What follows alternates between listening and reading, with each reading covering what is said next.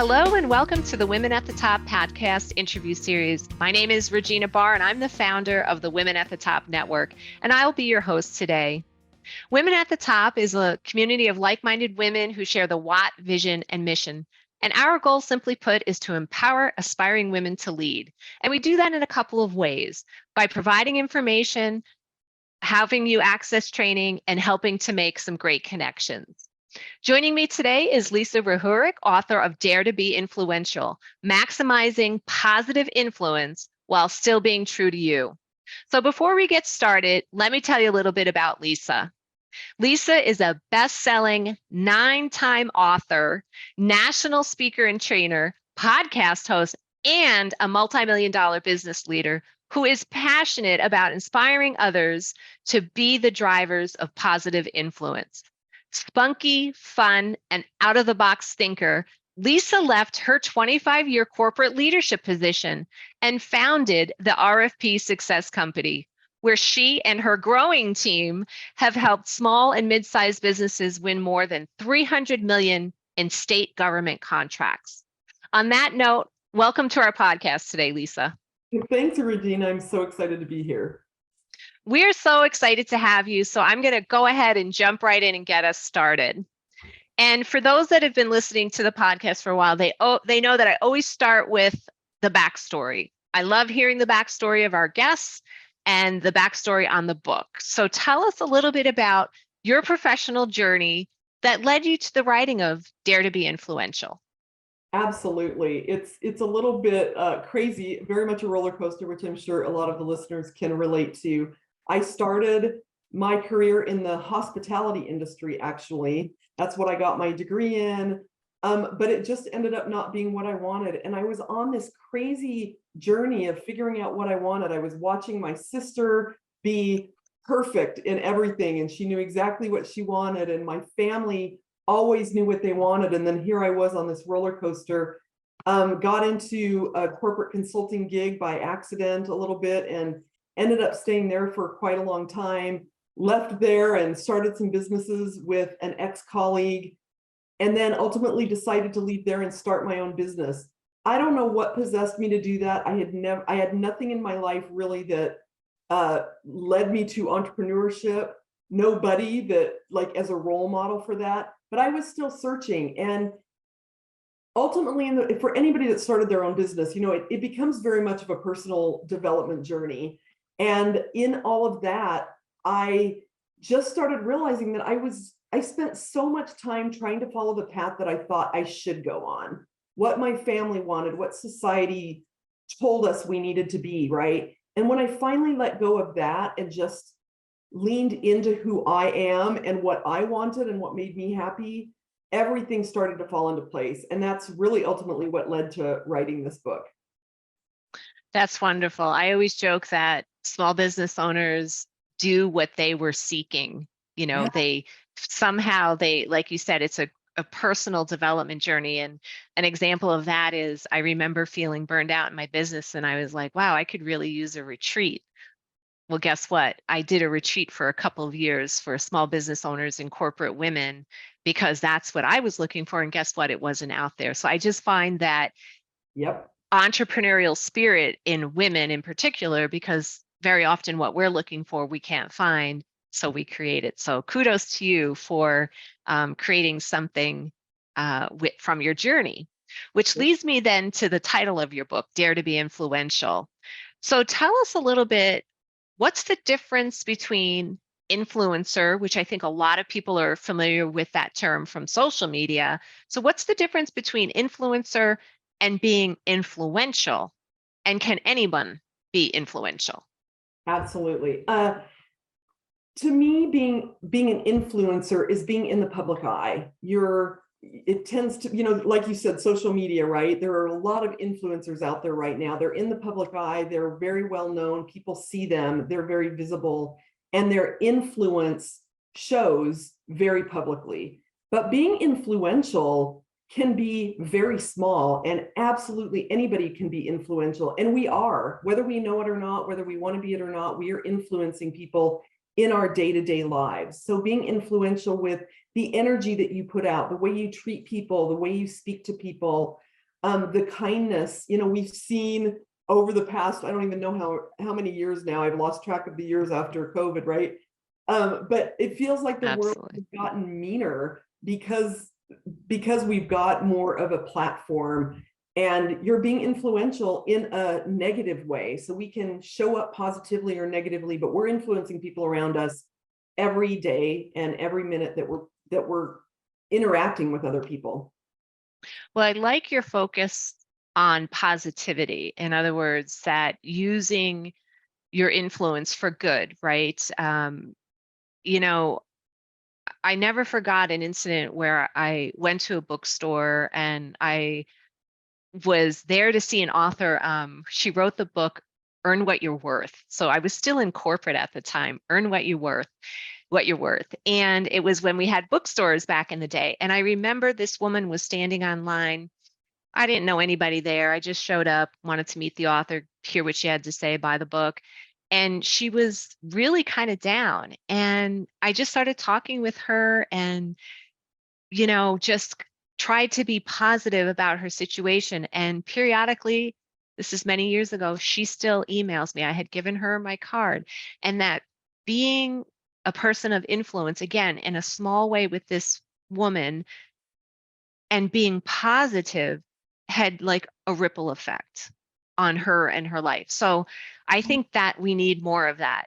Don't just be an influencer, don't just be, you know, focused outwardly on touching or getting as many people to follow you and do what you can. You can be influential in your sphere, in your little network or little area of the world, if you will. So, and then to the extent that you can, be positive. So I love that message, and I hope that people watching us and listening in today take that to heart. So thank you Yeah, for sharing that. the other thing that's interesting is I feel like a lot of times, you'll hear somebody say, "Oh, I was just on the phone with such and such customer service, and they really brought me down and ruined my day," or I had bad traffic and it ruined my day. Well, turn that around and figure out how to brighten somebody's day instead of letting them bring you down. So you're always going to encounter people that are down, people that are negative or whatever, but what can you do to influence them, to your point and your story, to bring them up? And those little things, I tell you what, they'll remember those so much more than an influencer on social media, for sure. Hmm. It's, Totally agree. Totally agree with you on that. So in your book, you mention six principles in your maximize your influence process. Screw expectations, conquer your emotions, kick the yes men to the curb. I like that one. Ditch the excuses and quit whining and work hard. Which of these do you think is most important if you had to pick just one? Which I know it's hard because this is your baby, but if you had to pick just one, what might that be? Screw expectations is the first chapter for a reason. And I think that that's the most important because it's really hard to live grounded in everything else that the book talks about if you're so worried about everybody's expectations of you. And if you're not grounded in who you are and what you want, you're just going to get lost. And I speak that from, decades of experience following other people's path. Screw other people's expectations and follow your own path. That I would say is the most important one. I love that one because I think women are culturalized to live out the expectations of others. It's almost like we're trained to be nice girls, and nice girls do what others want them to, right? And I feel like until we're able to throw off those other expectations, it will be very hard to find who you are authentically and then grow and blossom into what you could be or what you want to be. So I do like that one too, although I do like kicking the yes men to the curb as well. I think, you know, we as women and also in the roles that we play and the people that we influence, it's important that we not be yes men and that we not surround ourselves with yes men because I think that's a great means for holding us back. So tell us a little bit, or our viewers and listeners, a little bit about that expectation, the um, kick the yes men to the curb, if you will. Yeah, I mean, just exactly what you're saying really is that if you surround yourself with people that tell you what you want to hear all the time, you're never going to grow. And it's not always easy to hear things that push us to grow and push us out of our comfort zone, but it's so essential, and we'll become better versions of ourselves when we do that. I have always been somebody that, maybe not tactfully, but I've always been somebody that's been pretty brutally honest and direct and not been the yes man. And I have so many stories of people that tell me now, similar to what you were saying about the story earlier, is people will come back to me and say, I remember this about you, and I really appreciated that about you. And people will seek me out because they know I will tell them the truth.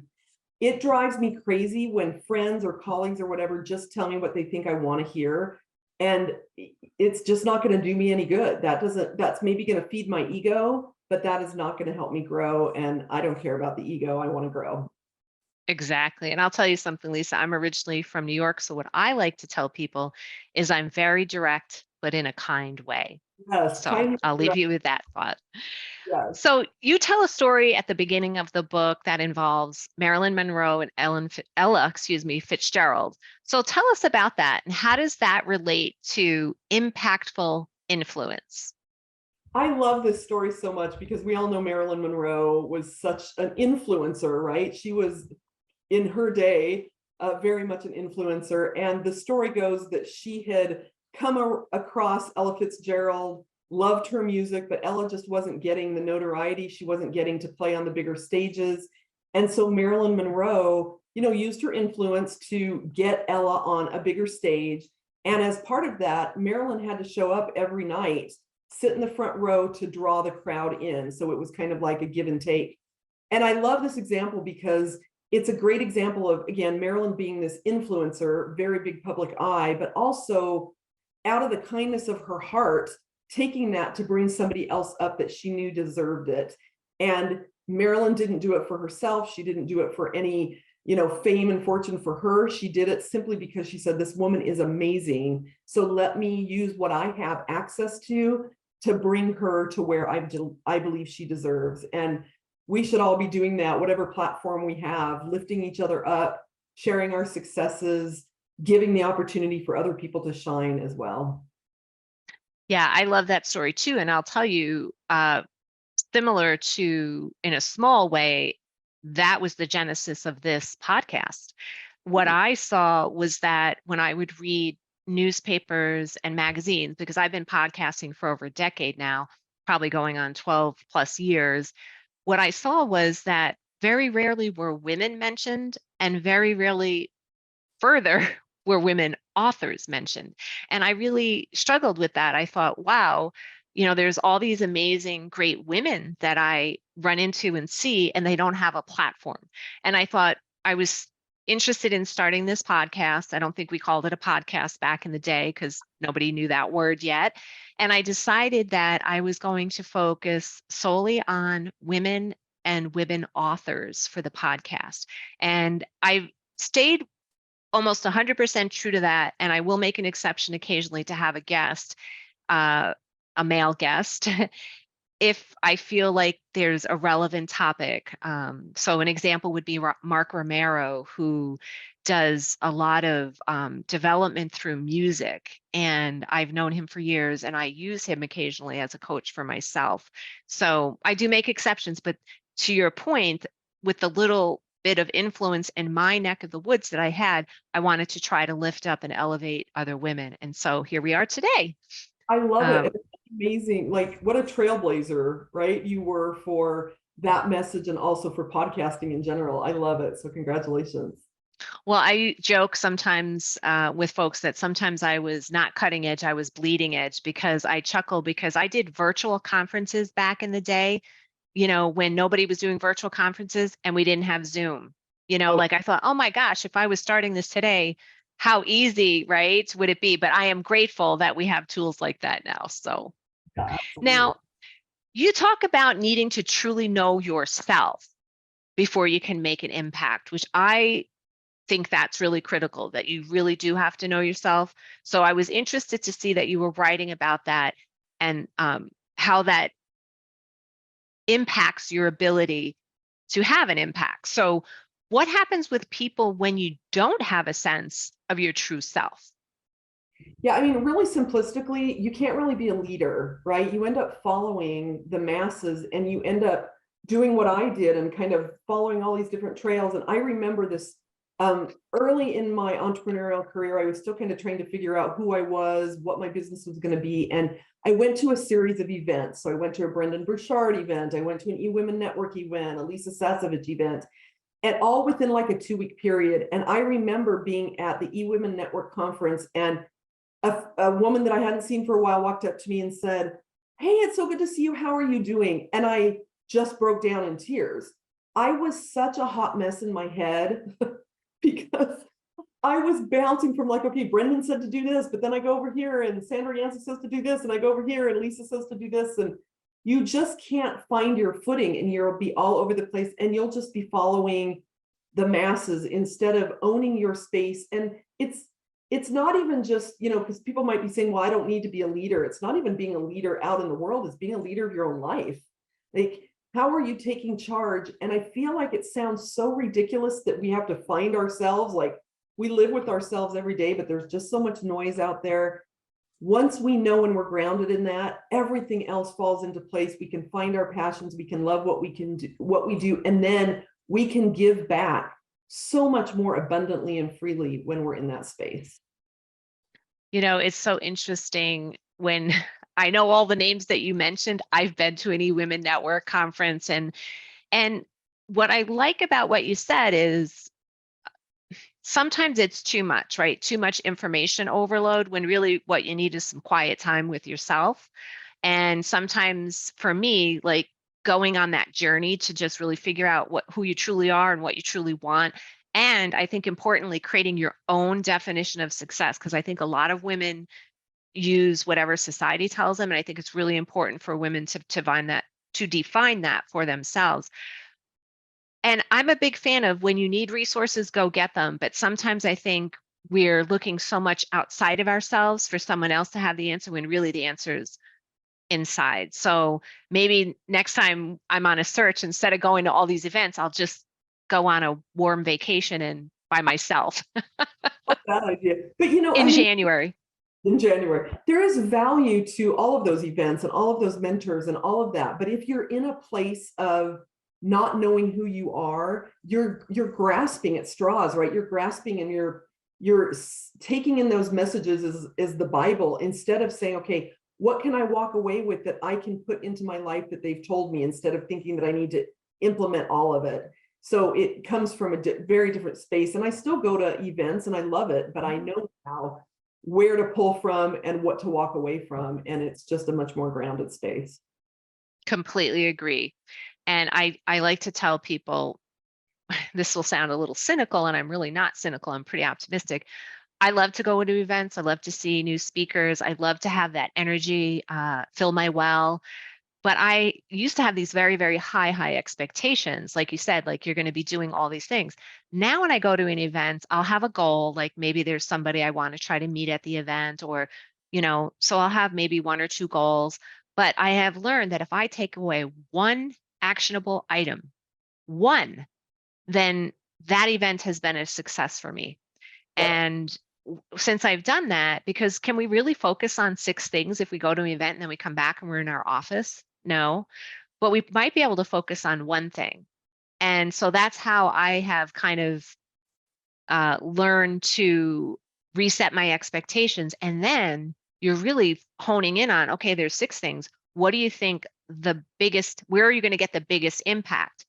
And that's the thing as I like to say, a former marketing executive, everything has to have legs. Like I can't have something that just says one thing. I have to have something that's doing multiple things for me, because I am a small business owner and time is my most precious asset. So I love I that. want to kind of continue this conversation. And you mentioned that the journey to self-awareness takes moxie. And moxie is one of my favorite words when it comes to creating success. And I use it in some of my programs, and I've had it in a few of my articles. So tell us, what do you mean by that? At the end of the day, I think moxie really comes down to confidence. and not cockiness, but confidence, right? That confidence to say, I have this, I trust myself, I am leading, I'm the leader of my life, as I mentioned before, right? The whole journey for self-awareness and all that is hard because you have to put your ego aside, you have to swallow your pride, you have to face things that most of us would prefer not to. It's just easier to hide behind all of our weaknesses or all of the things that we need growth in. But to really say, okay, I'm going to have that chutzpah, that moxie to just plow through it and learn and be the best version of myself. So it's confidence, but it's courage. Maybe that's a better way to say it, is that intersection of confidence and courage to go out and face that self-awareness and face the self-development that we need to do. I like that definition of confidence and courage. And I also think there's a little sprinkling of energy in there. It's you go out there with an energy, and it's kind of like how you bring yourself forward. And that's what I love about that word. And I love that you use both confidence and courage, because I think you've worked with a lot of women. Very often I find, especially in corporate or in small business, women have the technical competence. So competence, they're lacking that confidence.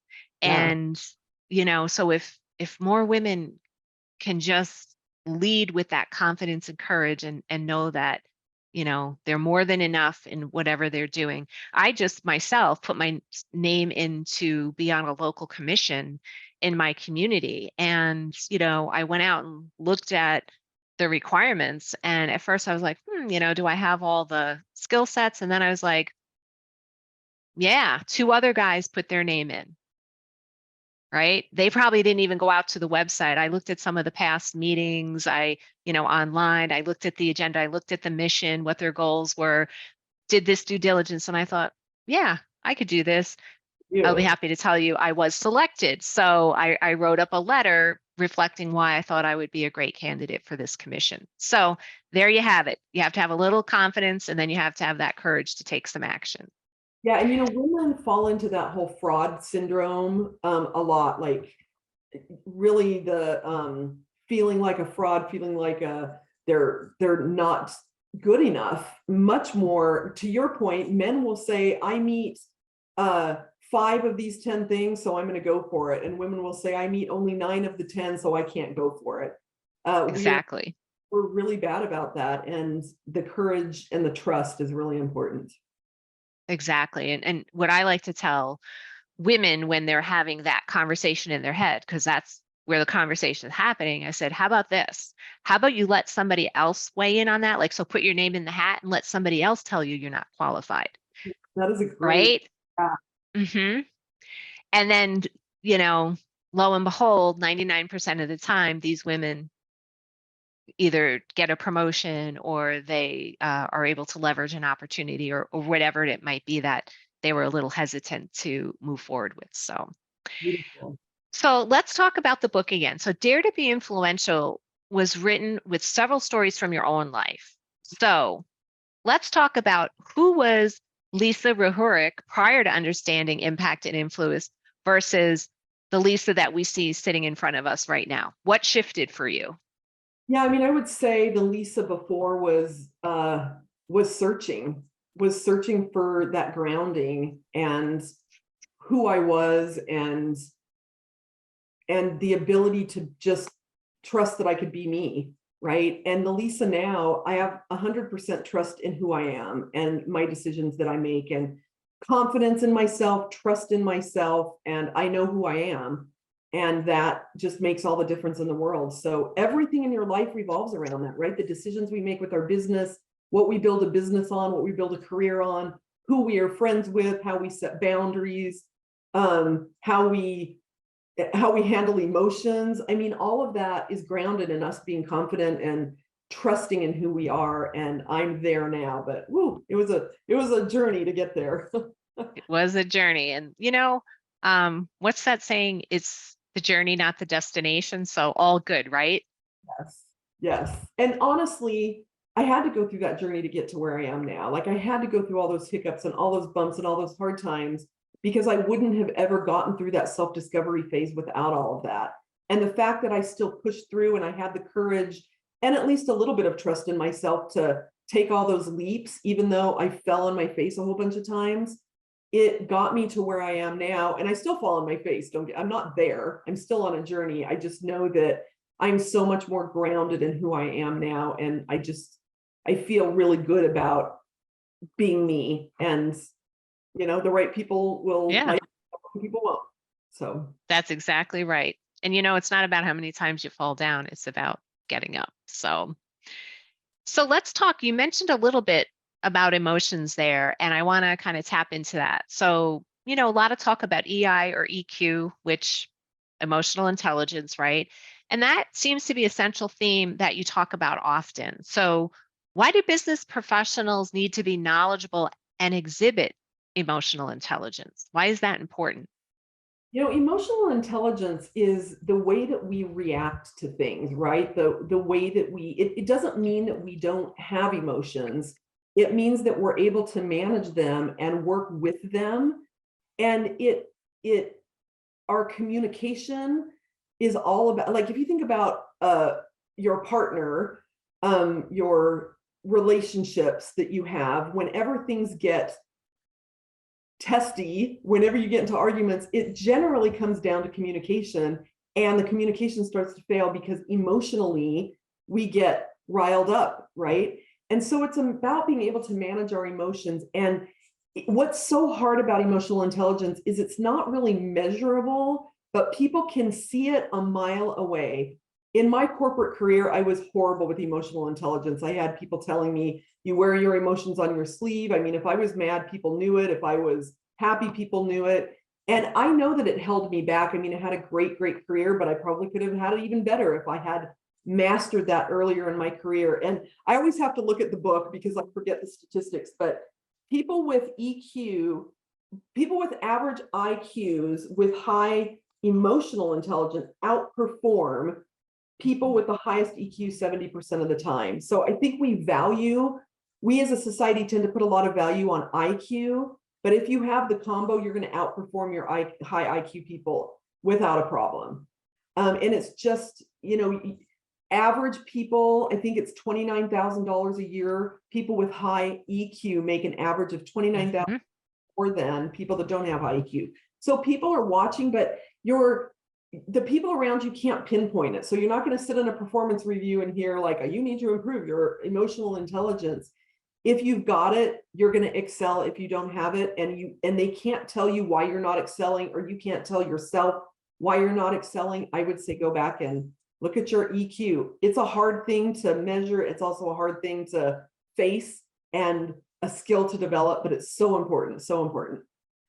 The beauty about EQ or emotional intelligence is that it is a skill that can be developed. And so anyone can do things to improve their EQ. So I think that's a great point to make, that if you're not figuring out why you're not getting ahead, to take a look at that.